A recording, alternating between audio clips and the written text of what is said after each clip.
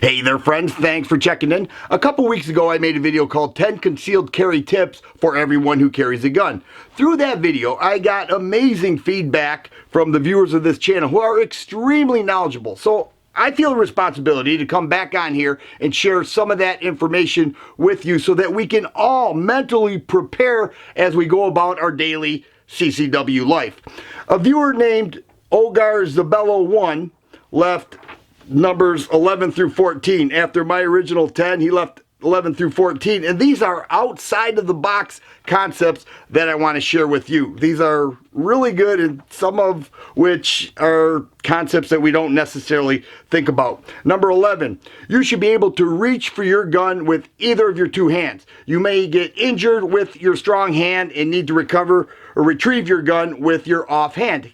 Can you do that? If you carry appendix, that should be easier. I carry 4 o'clock right here, so I've been practicing ever since, and I reach around with my left hand. It's not easy, but yes, I can grab my gun and use it if I need to. We have to practice that. What if you have a big heavy jacket on? It's going to be harder to get to and take longer. Number 12, carry inside your home at all times because home invasions could happen. Now, I want you to think about this. Are you carrying inside your home? I know a lot of people do, but I also know a lot of people do not. There's a cop that I know who comes home every day, takes his gun off and puts it on top of the refrigerator.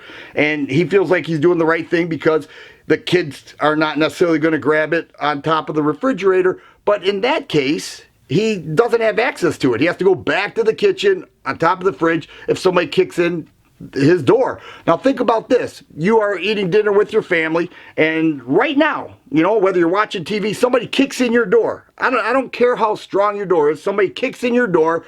Do you have to leave your current position to get your firearm? And if so, is there a better way that you could handle that? I keep my gun on me at all times. It's so comfortable. It's a good carry system for me. I'm comfortable with it, and for me it's a non-issue. But I know for other people who don't do that, you have to rethink that and consider keeping your gun on you at all times. Number 13, carry an always gun. It's better to have a small 380 or a J-frame than leave your heavy steel gun at home or in your vehicle. And I find that to be true as well. We've heard a 22 in the pocket is better than a 45 left at home. We've also heard people say that the best gun that you could possibly have is the one that you have on you in a time of need. Each of those statements are true.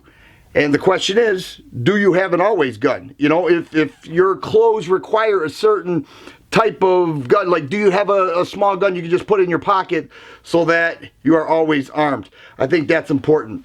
Number 14, and this is the last one. I am taking a special note to this because I think this is so important and I think everybody needs to hear it.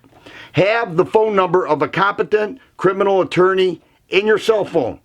If you are involved in a violent self-defense incident and feel too nervous or confused but not injured, call the lawyer first and let him contact the police and follow his instructions. I think that's incredible because once you do that, you can also call 911, but also call your lawyer. That way when you get arrested, which you probably will, get locked up, you'll get one phone call. You won't have to call your lawyer because you already did that. They could be on their way to speak with you. At that time, you don't say a word to the police, but you do get one phone call. You could call your loved one and say, look, this is where I'm at. This is my condition. I need you to know I'm not coming home, and call my boss or whatever the case, so that phone call can be different than the one to your lawyer. Have it on speed dial and ready to go in that time of need. It is so important, and I've already done that. I find it incredible knowledge. I tell you, some of the information that you guys offer, I find so awesome that people have so much experience. I want to come back and share it with you so that we can all be mentally equipped to conceal carry or open carry a gun every day and do it in a safe manner. If you like videos like this, please subscribe and share. I always appreciate the thumbs up button. Thanks for watching, and you guys be safe.